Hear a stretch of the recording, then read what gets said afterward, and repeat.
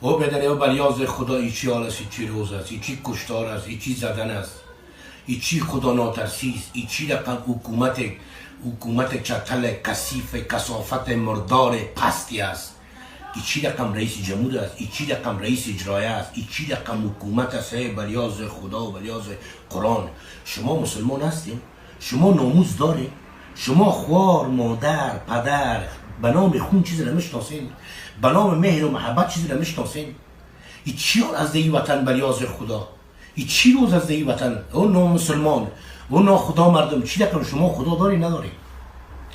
و امروز ببین تو چی حال شده. من امروز در افغانستان در پایتخت کابل در بین شفاخانه از طفل نوزاد شروع تا خرد تا کلان تا 70 ساله 60 ساله 50 ساله قتل عام صورت میگیره. ولی مملکت ما آقای غنی متفکر جهان قرار در کرسی ششته بیبی گل صاحب پکه کده رئیس. و من میگم خدا در بدرت کنه که دکتر عبدالله الجای خدا شما را تباه و برباد کنه که مملکت تباه و برباد کردیم. و اگه تو مسلمان باشی تو از خدا بترسی تو پروسه صلح باید عمل توقف اتصال کنی. کدام سال؟ سال ننه، سال بابه، سال کی؟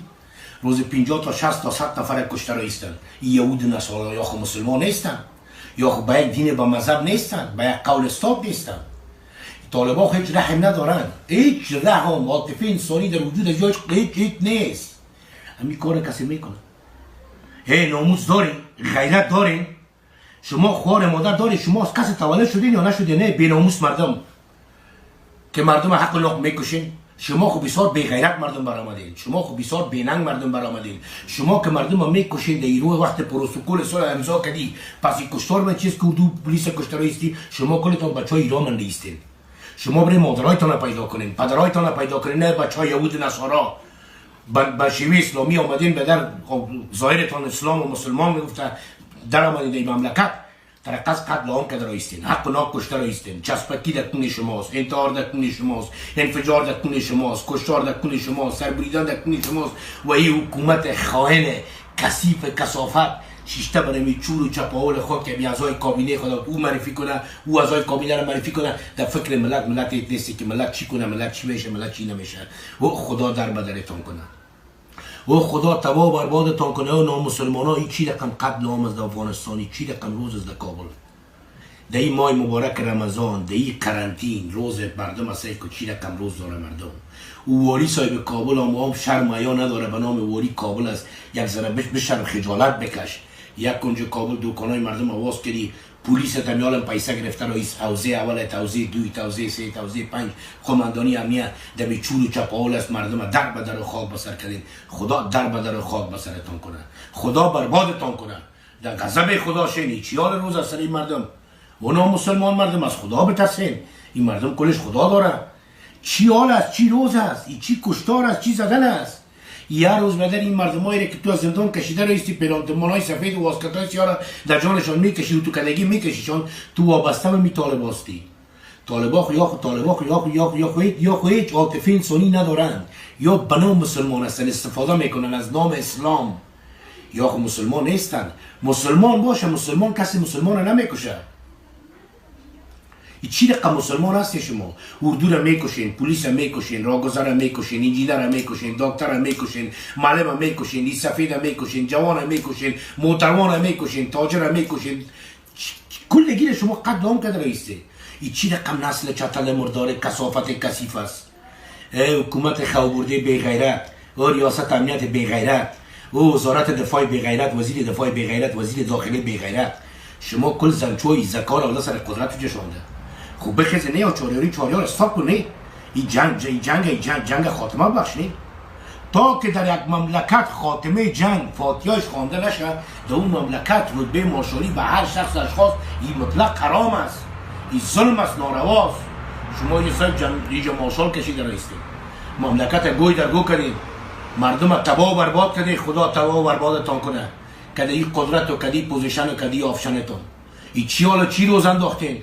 به نام رهبر گفته، به نام قماندان گفته، به نام وزیر گفته، به نام رئیس گفته، به نام وکیل گفته. در کرسی ها شیشتین ترقص در مچور و چپاول خود هستین. پشت از این ملت هیچ نمیگردین که این ملت چی میشه. این مشران جگه چی به درد میخوره؟ این رئیس ازی این ولسی جگه چی به درد میخوره؟ رئیس ازی این بلیاز خداست. خدا و از قرآن بترسین. وظیفه ایمانی وجدانی شما چی است در قبال مملکت؟ جنگ متوقف کنه. صلح چی است که صلح گفته رئیس پروسه امضا کرده روز 500 200 300 دهی پست دو پست اردو پلیس کشته شده میره. از خدا و از قرآن بترسین رئیس جمهور. اون مسلمان هستید، شما مسلمان هستید.